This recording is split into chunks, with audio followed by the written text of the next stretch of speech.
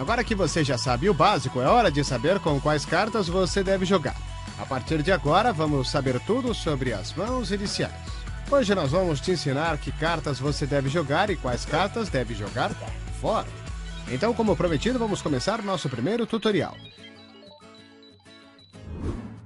Existem dois grupos básicos de mãos iniciais, os pares e os não pareados. Vamos analisar os pares primeiro. O par de ases é a mão inicial mais forte que você pode ter, e quanto mais baixo o valor do par, menor o valor de sua mão inicial. Pares de ases, reis e damas são considerados mãos monstros, aquelas que você deve jogar praticamente todas as vezes. Valetes até pares de 8 são considerados pares médios, ainda são fortes, mas um pouco vulneráveis. Pares de 7 até 2 são pares pequenos e ainda são mãos decentes, mas eles geralmente perdem no showdown se as cartas comunitárias não derem uma trinca ao jogador. A força das mãos não pareadas varia muito. Algumas mãos, como as e rei naipado, são muito boas. Algumas são extremamente fracas. A pior mão que você pode ter é um 7 e 2 de naipes diferentes. Isso porque é muito difícil fazer uma sequência ou flush com essas cartas, e se fizer um par, vai ter um kicker ruim. Julgar a força das mãos não pareadas não é tão fácil como analisar os pares. Vamos entrar em detalhes mais à frente. Existem 3 valores que determinam a força das mãos não pareadas, sendo o que mais importante é o valor das cartas. Quanto maior a carta, melhor. É bom possuir 2 cartas altas. Dessa maneira, você pode acertar o par mais alto e usar a segunda carta como um kicker forte. Ter apenas uma carta alta é muito menos favorável, pois diminui pela metade suas chances de ganhar um par grande no flop. E se você acertar, pode ser batido facilmente por um par igual com um kicker melhor. Naipes iguais.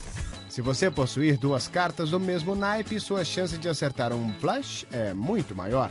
É de cerca de 6% se sua mão for do mesmo naipe, contra 0,3% se as cartas forem de naipes diferentes. Ser do mesmo naipe não transforma uma mão ruim em uma mão boa, mas adiciona um valor considerável. Quando suas cartas são do mesmo naipe, é melhor que você tenha pelo menos uma carta grande. Dessa maneira, você geralmente ganha se alguém também acertar um flush. Mas se você tiver 2 cartas baixas do mesmo naipe, não se preocupe muito em ser derrotado por um flush maior. Isso ocorre muito raramente. Isso só é verdade se existirem 3 cartas do mesmo naipe na mesa. Se você fizer um flush com 4 cartas do mesmo naipe na mesa, deve-se pensar bastante se não está sendo derrotado. Seu oponente agora só precisa de uma carta desse naipe para acertar o flush. Se uma carta for maior do que as suas, ele vai ganhar o pote. Cartas conectadas. Se suas cartas são próximas em valor, pode-se formar uma sequência quando combinadas com as cartas comunitárias. Quanto mais próximas, maiores as suas chances. Intervalos de 1 ou 2 valores vão reduzir suas chances consideravelmente. Com um intervalo de 3, a sua chance é muito baixa. Com um intervalo de 4, é impossível fazer uma sequência. Como o valete 10, 5 e 4 tem um bom potencial. E agora sabemos que as piores mãos para jogar são as de valor baixo, sem conexão e de naipes diferentes. 7 e 2 é a pior mão. Suas chances de fazer sequências, flushes e pares altos o suficiente para ganhar o pote são baixas. Se você receber esse tipo de mãos, fold. Elas vão acabar custando muitas fichas para você no longo prazo. E agora você já sabe o que considerar quando for julgar a força de sua mão inicial. Não existem apenas grandes nomes nesse programa, são as pessoas comuns que fazem o pôquer ao redor do mundo. Sou Vítor Mendonça, tenho 48 anos, sou da Almada, Portugal, trabalho na Procuradoria-Geral da República, sou pai de 2 crianças, 2 meninas, uma com 3, outra com 19 anos, e sou jogador de póquer. É a minha família, é o meu mundo, o póquer é um hobby para mim. Comecei a jogar póquer há 5 anos, desde novembro de 2006. Eu jogava online nos casinos, roleta e blackjack. E quando começou o póquer, comecei a jogar póquer, que achei um jogo muito mais atrativo e com muito mais capacidade de poder jogar. Daí para cá comecei em cash games e depois passei para os torneios, para os multi-table tournaments e principalmente para as ligas, que é, digamos, a minha especialidade.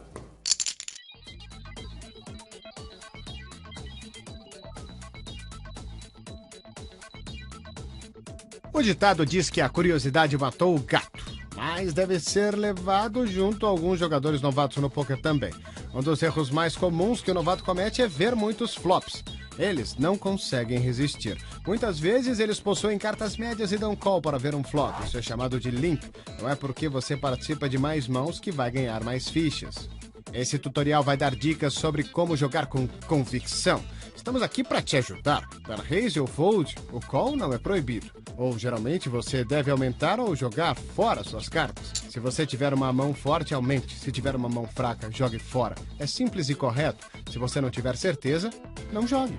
Algumas vezes você pode não ter certeza de se sua mão é forte ou fraca. Rei valete parece bom, não é verdade? Mas e se outro jogador tiver rei dama? Nessa situação de incerteza, jogue as cartas fora. Você deve ter firmeza, jogar pôquer com convicção. Pelo amor de Deus, não dê limp. Aumente 3 vezes o Big Blind. Nesse exemplo, os blinds são 50 e 100. Então, você deve aumentar para 300. Isso vai afastar algumas mãos fracas da jogada que poderiam lhe causar problemas depois. Simplesmente não. Siga essas regras básicas e você vai economizar fichas e parar de disputar potes onde não deve. Joguem com convicção. Aumentem ou joguem fora. Evitem o limp. Agora que analisamos o limp, vamos examinar outras terminologias do poker. You have a big hand? Raise when he's behind and check when he's ahead. Something tells me you have a monster. Agora que analisamos o limp, vamos examinar outras terminologias do poker. Alguns pares possuem apelidos diferentes no poker. Como você já imagina, o melhor par possível possui vários apelidos. Bucks, American Airlines, Pocket Rockets, para dizer só alguns. Na sequência temos os Cowboys, o nome dado ao par de reis. Mas não podemos esquecer das moças, as damas. Os ganchos. Os valetes ganharam um apelido baseado na forma da letra J. E por último, um amigável par de patinhos, o nome dado ao par de 2.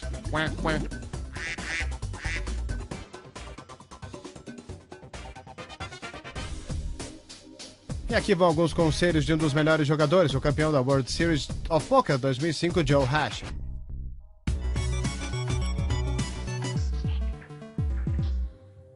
Today we're going to look at how costly playing bad hands can be.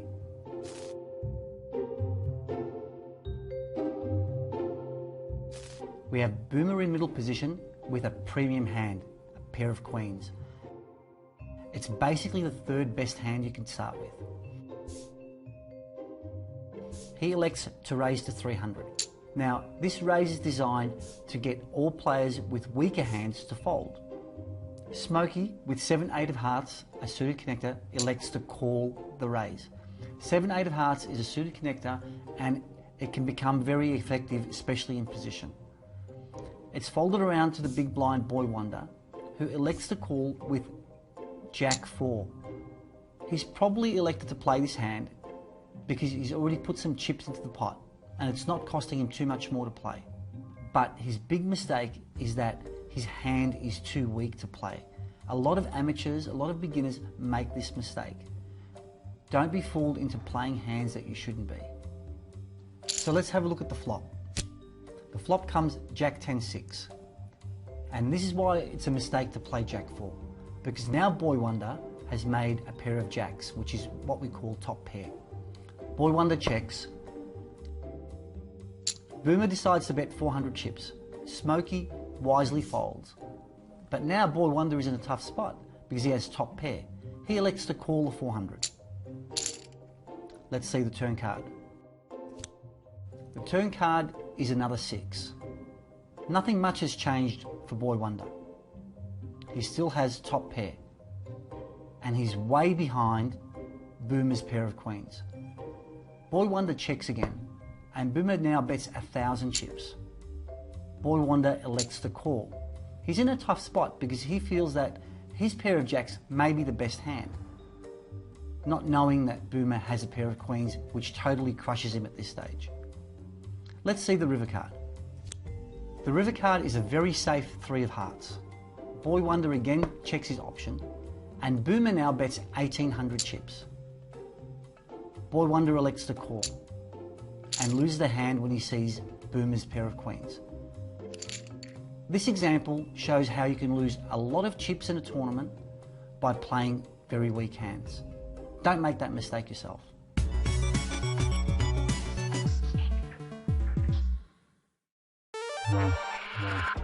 Se você quiser saber mais sobre poker, vá ao pokerstars.net. Esse é o final da primeira parte. Hora da pergunta sobre mãos iniciais. É bom ter as e valete, mas como sua mão encara um par baixo? Não se desespere, nós estamos aqui para te ajudar. Mas antes, vamos ver se você consegue descobrir sozinho. Se você tem as e valete e seu oponente possui um par de 6, qual a sua porcentagem de chances de vencer a mão? A resposta depois do intervalo.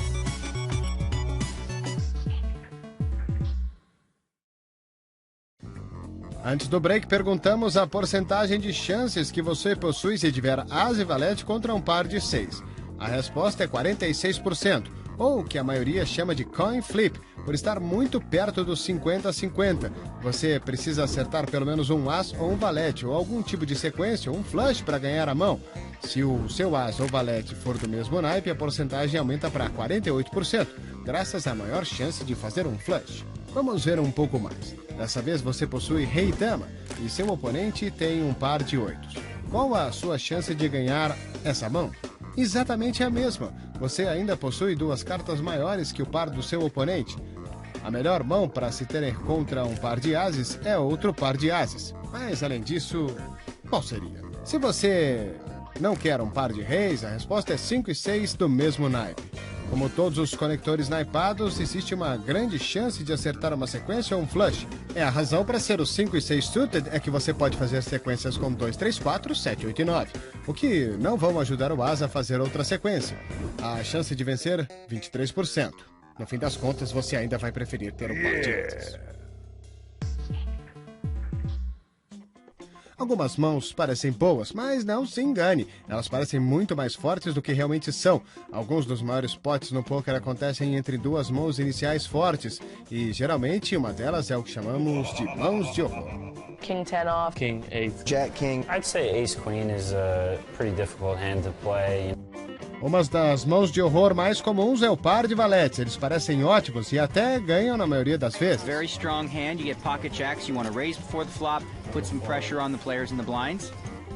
Mas pense nisso, no flop, mais da metade das vezes você vai encontrar pelo menos uma carta maior, uma dama, um rei ou um as. A pergunta é se seus oponentes estão com uma dessas mãos. Nosso conselho: minimize o número de jogadores na mão jogando de forma agressiva. Limite o número de adversários no pós-flop e você vai se beneficiar. Por exemplo, nessa mão do Big Game, Scott Saver tem par de valetes e aumenta antes do flop. King 10 for the cannon. He's out. Forçando todos a darem fold, menos Vanessa Russo. Seu Reis eliminou as chances de Aaron Jensen acertar um flop melhor, e ele tem apenas uma carta maior para lidar no flop 9, 10 e rei.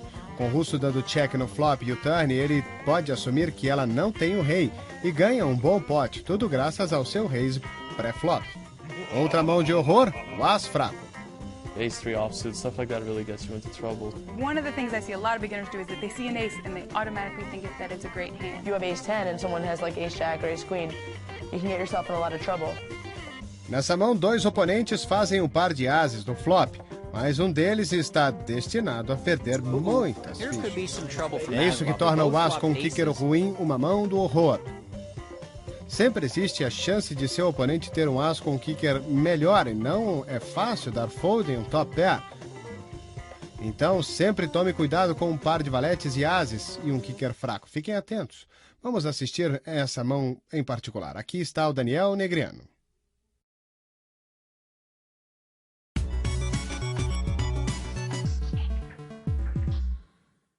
On today's show, we're going to be talking about Ace 10. Why Ace 10? Because Ace 10 is the epitome of a trouble hand.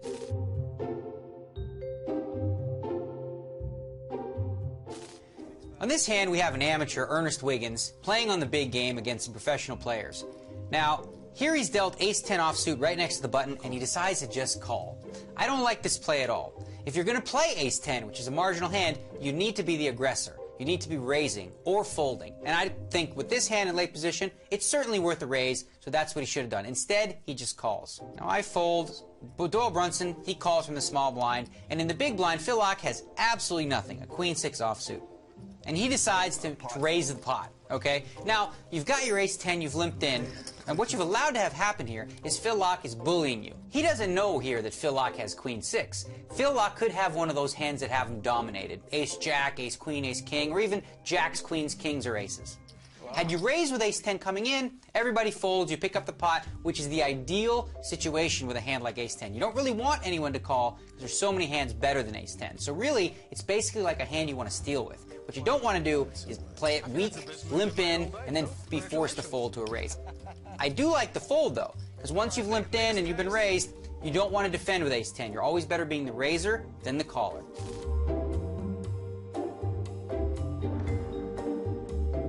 Now we're going to take a look at a hand that was played at an EPT final table, and once again, the hand in question is ace-10. With the blinds at 20 and 40,000, Ivo Donev is dealt ace-10 of hearts. Now, he's got a little over 20 big blinds, a little over 800,000 in chips, which makes this spot a very tricky situation. If he just makes a standard raise at something like 80 or 90,000, somebody may re-raise him, putting him in an awkward spot. So what does he like to do? He likes to go all in. Don't necessarily love this play, because if anyone behind you has one of those hands that have you dominated, they're surely going to call. Ace-queen, ace-king, pocket jacks or better are definitely going to call. And if they do, you're going to be a big underdog to win this pot. Okay. Right. And there you go. A little bit unlucky, but someone behind him has ace-queen. And because he's moved all in here, it doesn't look like he has aces or kings. He's likely going to get called by all these hands. I would have preferred a standard raise and then maybe fold to a re-raise with a hand like ace-10. So now the dreaded situation has arisen. He's up against ace-queen. He's going to have to catch a 10 or 3 hearts, which makes him about a 2-to-1 underdog. Right. So no luck there for Donev. He hits the rail with ace-10, and you will too if you overplay it in these kind of situations. Be careful with ace-10. Use it as a stealing hand, and don't get too involved.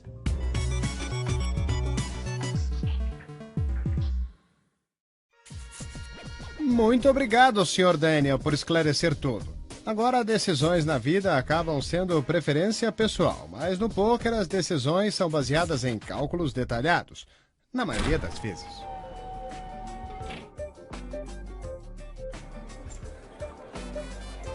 Nessa mão em Copenhague, na temporada 3 do European Poker Tour, o dinamarquês Theo Jorgensen foi ao win com ases e Richard Toth tem dama em 9. Isso, dama em 9.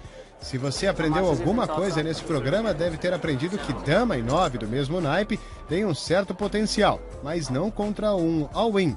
Uma decisão fácil, certo? Não se você leva o seu instinto em conta. Theo, I think I have to trust in my instincts. It's as if you've got nothing on me.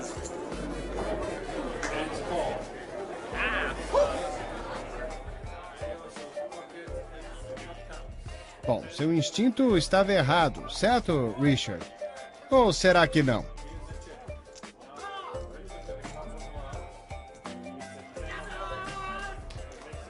Um flush no river, deu sorte, seus instintos estavam certos. Vai entender. Se você quer assistir a esse programa novamente ou recapitular episódios anteriores, visite o site everythingpoker.com.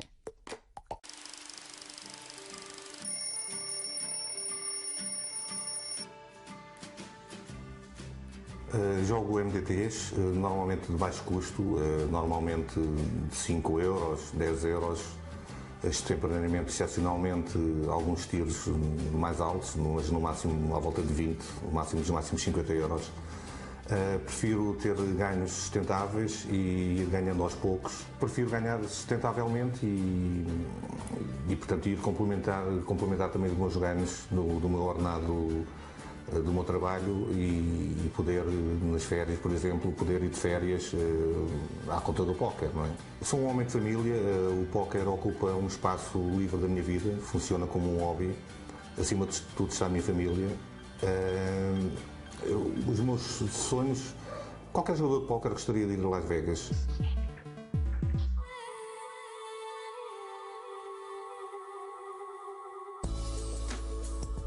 Vamos agora para Barcelona para ouvir novamente os prós falando sobre a força das mãos iniciais. Theo Jorgensen, aquele da Bad Beat, está na disputa junto com a campeã da EPT Sanremo, Liv Boerrer, bicampeão do LAPT Nacho Barbeiro e Daniel Negreanu.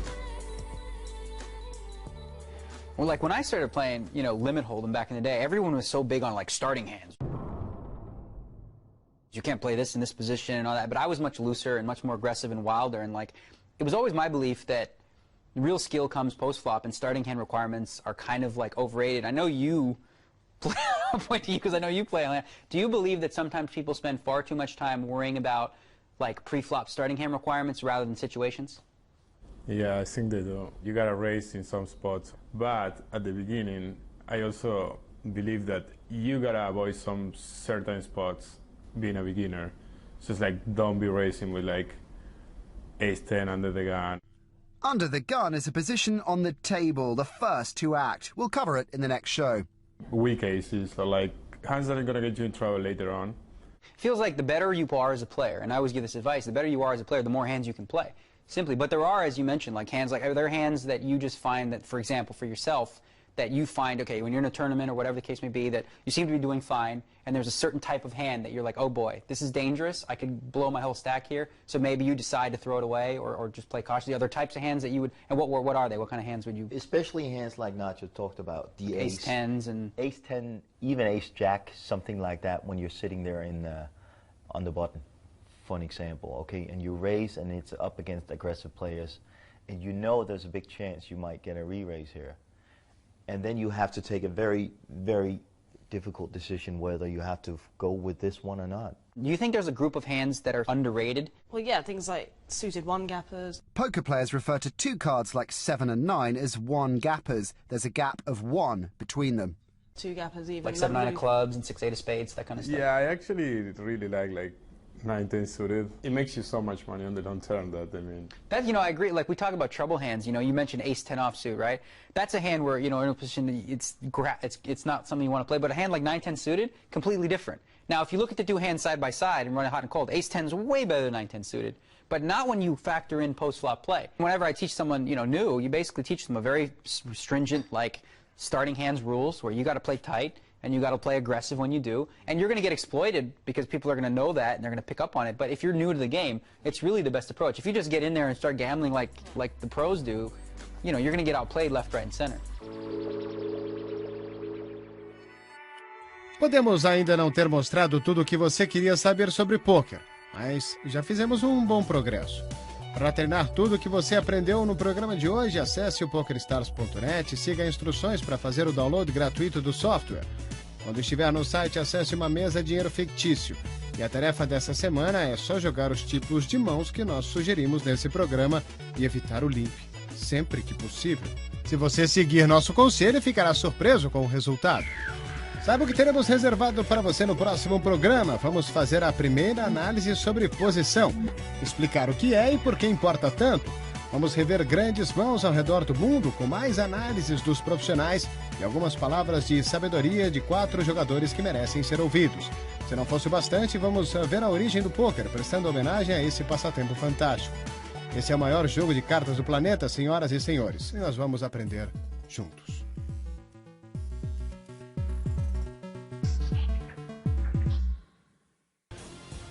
Nós todos temos que começar de algum ponto e essa série vai ensinar tudo o que você precisa saber. E vamos esquecer os altos valores por enquanto. Vamos jogar o jogo por causa do jogo.